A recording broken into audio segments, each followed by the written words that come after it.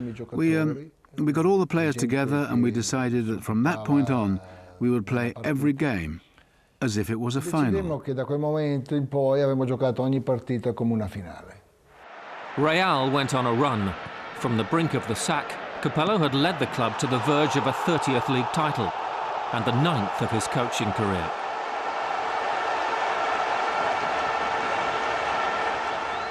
Their final game came against Mallorca, but at half-time they were 1-0 down. Capello would have to show his worth. I sat down and said very calmly, "Lads, we've done so much to get to this point, and now that we're here, we don't seem to want to win a title that should already be ours. Go out on the pitch and play like you do in training, and you'll see that you get a good result." Capello's words did the trick.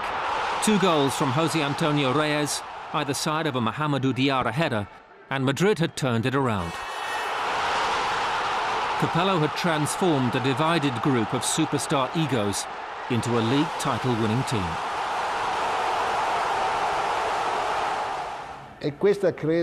I think that's the most beautiful and at the same time most difficult adventure I've ever had in my whole footballing career.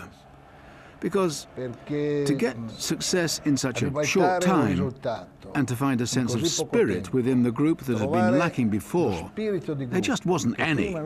Well, we managed that in just 6 months. There had been some big egos and individualism that went against what the whole group needed. Capello's style of football did not sit well with the Madrid board, but his track record made him a prime candidate for one of football's top international jobs.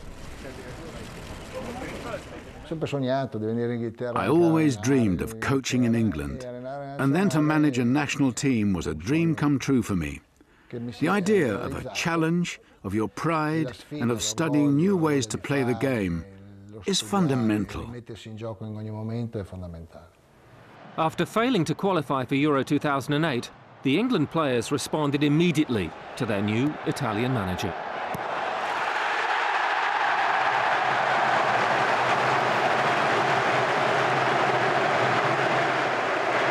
He has very much a winning mentality in football. He wants to win. He transmits that through training throughout the week whenever you're together. He's a very disciplined man. He's got a lot of respect for his players, and obviously his players have got a lot of respect for him. And if I think that the best thing about him is if you don't do something right, then he's there, he's telling you, and even if you do things right, he's still telling you to try and improve you. He's got a vast knowledge of the game, and I think he's got a certain way of operating and a certain way of working, and you have to buy into that, and you have to understand how he has that sort of strictness about him as well. England won 9 of their 10 qualifiers on the road to the World Cup in South Africa. The tournament itself, though, was a different story. A poor campaign was eventually ended emphatically by Germany, though a controversial refereeing decision still haunts Capello. I think we were playing at the same level as Germany, and on top, if it hadn't been for that refereeing error. When you get to the knockout phase of a competition, then tiny errors can really cost you dear. And that refereeing error did. Failure does not sit well with Fabio Capello, but his CV is littered with success, much of it achieved at the pinnacle of the game. His philosophy defines his teams, but his ability to adapt to different circumstances has proved equally important. I think the important thing is to understand where you're working before you can define your own style of playing the game. That comes down to the way you work during the week, your philosophy. But above all, knowing that in that city and with that team, there is a certain mentality. There are teams who want to win and play well. There are some teams that just want to win. And there are teams that you have to go and organize everything yourself. With Roma, with Juventus, and then with us, he won everything there was to win. Then he went abroad and did it all again with Real Madrid. And then he made it to coaching the English national team, which I think is a significant achievement, especially for an Italian.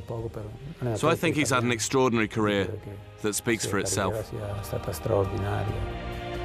For me, he is one of the best managers of all time, because he's done extraordinary things wherever he's gone. He's left an indelible stamp at all the clubs he was with.